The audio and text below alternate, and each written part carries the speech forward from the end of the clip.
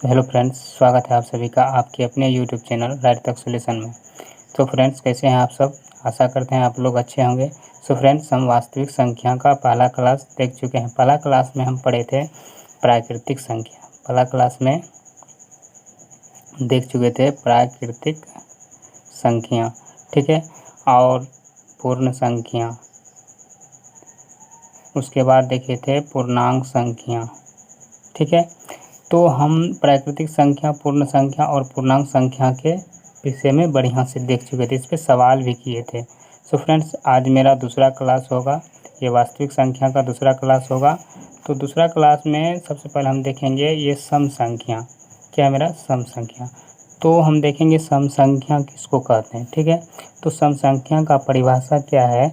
वैसी संख्या जो दो से पूर्णतः विभाजित हो उसे सम संख्या कहते हैं।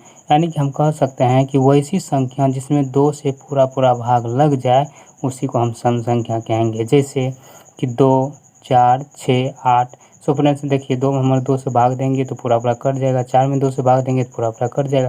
तो अतः जिस संख्या में 2 से पूरा भाग लग जाएगा उसी को हम सम संख्या कहेंगे, ठीक है। और इस पे सवाल आता है कि सबसे छोटी सम संख्या क्या होगी? तो सबसे छोटी सम संख्या मेरा क्या होगा? 2, ठीक है। इसका उत्तर होगा दोस्तों 2। उसके बाद है प्रथम n सम संख्या का योग क्या होगा? तो प्रथम n सम संख्या का योग होता है, इसका फॉर्मूला होता है n इंटू n प्लस 1, ठीक है। इस पे अगर सवाल आएगा तो सवाल हम देख लेते हैं। सवाल क्या है मेरा कि प्रथम 10 सम संख्या का योग क्या होगा? तो प्रथम 10 सम संख्या का योग निकालने के लिए यही फॉर्मूला लगाएंगे। तो हम लिखेंगे n बराबर यहाँ पर क्या होगा? 10। तो उस पर बैठाएंगे तो होगा 10 इंटू 10 प्लस 1। अब इस पर गुना करेंगे, 10 गुना इन दोनों को जोड़ दीजिए, 10 1 11। तो 11 का दही 110। तो मेरा राइट आंसर क्या हो गया? 110, ठीक है। तो अगला देखते हैं। अगला है मेरा विषम संख्या। तो विषम संख्या किसे कहते हैं? Odd number. विषम संख्या किसे कहते हैं? कहते हैं वैसी संख्या जो 2 से पूर्णतः विभाजित नहीं हो। सो फ्रेंड, उसका जस्ट उल्टा है, सम संख्या का जस्ट उल्टा है। तो इसमें हम कह सकते हैं कि वैसी संख्या जिसमें 2 से पूरा भाग नहीं लगे उसी को हम विषम संख्या कहेंगे, ठीक है। जैसे देखिए 1, 3, 5, 7, 9, इस सब संख्या में 2 से पूरा भाग नहीं लगता है, ठीक है। तो इसमें हम देख लें, कहता है मेरा प्रश्न सबसे छोटी विषम संख्या क्या होगी? तो सबसे छोटी विषम संख्या मेरा क्या है? 1 है। तो इसका उत्तर क्या हो जाएगा? 1। उसके बाद है प्रथम n विषम संख्याओं का योग। तो प्रथम n विषम संख्याओं का योग क्या होगा फ्रेंड्स? तो इसका फॉर्मूला होता है n स्क्वायर, ठीक है। इसका फॉर्मूला क्या होता है? n square. तो यहाँ मेरा सवाल क्या है? प्रथम 10 विषम संख्याओं का योग क्या होगा? तो n बराबर क्या हो जाएगा? 10। तो n के जगह पर 10 रखेंगे, इसका स्क्वायर करेंगे तो क्या हो जाएगा? 10 का स्क्वायर 100 होता है। तो मेरा आंसर क्या हो जाएगा? 100। तो प्रथम 10 विषम संख्याओं का योग क्या हो जाएगा? 100, ठीक है।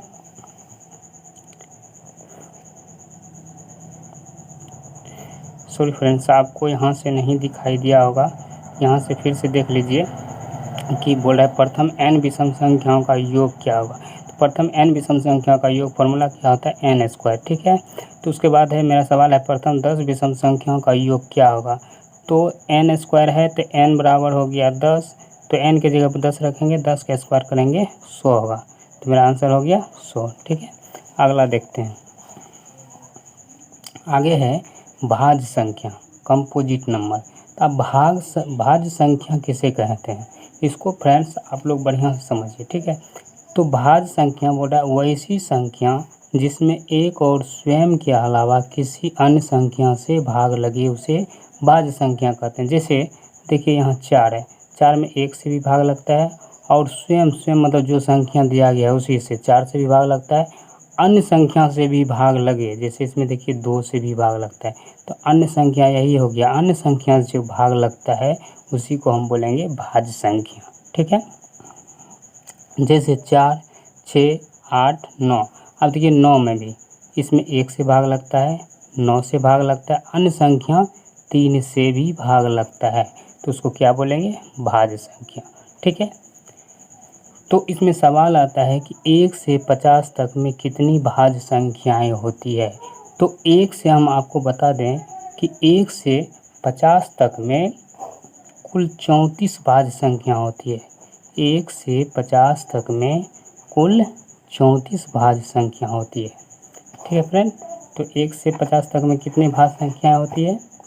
34 भाज्य संख्या होती है। ठीक है, उसके बाद सवाल है कि 1 से 100 तक में कितनी भाज्य संख्या, अगर आपको इस तरह से भी पूछ सकता है 1 से 50 के बीच कितनी भाज्य संख्या हो सकती है, तो आप बोलिएगा 34। ठीक है, उसी तरह है 1 से 100 तक में कितनी भाज्य संख्याएं होती है, तो 1 से 100 तक में कुल मेरा 74 भाज्य संख्या होती है। कितना होती है? 74।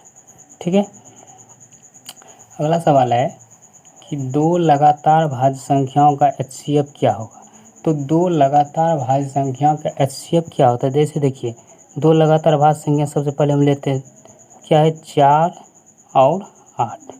तो अब देखिए 2 लगातार भाज्य संख्या हो गया, या तो 2 लगातार, जैसे 4 के बाद 6। ठीक है, 4 और 6 का अगर हम HCF लेते हैं तो मेरा क्या निकलता है? HCF निकलेगा 2। क्या निकलेगा? 2। ठीक है, उसी तरह से अगर हम 6 और 8 का लेते हैं तो इसका HCF क्या निकलेगा? 2। ठीक है, यानी हम कह सकते हैं कि 2 लगातार भाज्य संख्या का HCF जो है 2 होगा। ठीक है, अब आता है अभाज्य संख्या यानी प्राइम नंबर। तो अभाज्य संख्या किसे कहते हैं? बोलता है कि वैसी संख्या जिसमें एक और स्वयं के अलावा किसी अन्य संख्या से भाग नहीं लगे उसे अभाज्य संख्या कहते हैं। अब देखिए फ्रेंड्स, इसमें क्या था? भाज्य संख्या में क्या था? किसी अन्य संख्या से भाग लगे, लेकिन अभाज्य संख्या में क्या है? किसी अन्य संख्या से भाग नहीं लगे, उसे हम अभाज्य संख्या कहते हैं। जैसे अब देखिए हम 2 लेते हैं, 2 में 1 से तो भाग लगता है। ठीक है, 2 से भी भाग लगता है, यानी एक और स्वयं से भाग लग रहा है, लेकिन अन्य संख्या कोई से भाग लग रहा है क्या? नहीं लग रहा है, तो इसलिए ये हो गया अभाज्य संख्या। जैसे 3 लेते हैं, 3 में 1 से भाग लगता है, 3 में 3 से भाग लगता है, एक और स्वयं से भाग लग रहा है, लेकिन अन्य संख्या से भाग लग रहा है क्या? नहीं लग रहा है, इसलिए इसे कहेंगे अभाज्य संख्या। ठीक है, तो इसमें प्रश्न क्या आता है कि 2 अंकों वाली सबसे बड़ी अभाज्य संख्या क्या होगी।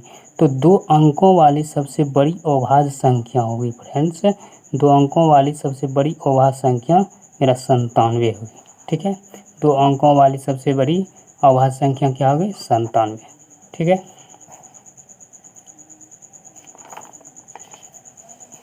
अगला प्रश्न देख लेते हैं। अगला प्रश्न है 2 अंकों वाली सबसे छोटी अभाज्य संख्या क्या होगी। आप बताइए फ्रेंड्स, 2 अंकों वाली सबसे छोटी अभाज्य संख्या क्या होगी। तो 2 अंकों वाली सबसे छोटी अभाज्य संख्या आपको बता दें तो इसका उत्तर क्या हो जाएगा? 11। ठीक है, अगला मेरा है कि 1 से 50 तक में कुल कितनी अभाज्य संख्या होती है। तो 1 से 50 तक में कुल कितनी अभाज्य संख्या होती है, तो आपको बता दें कि 1 से 50 तक में कुल 15 अभाज्य संख्या होती है।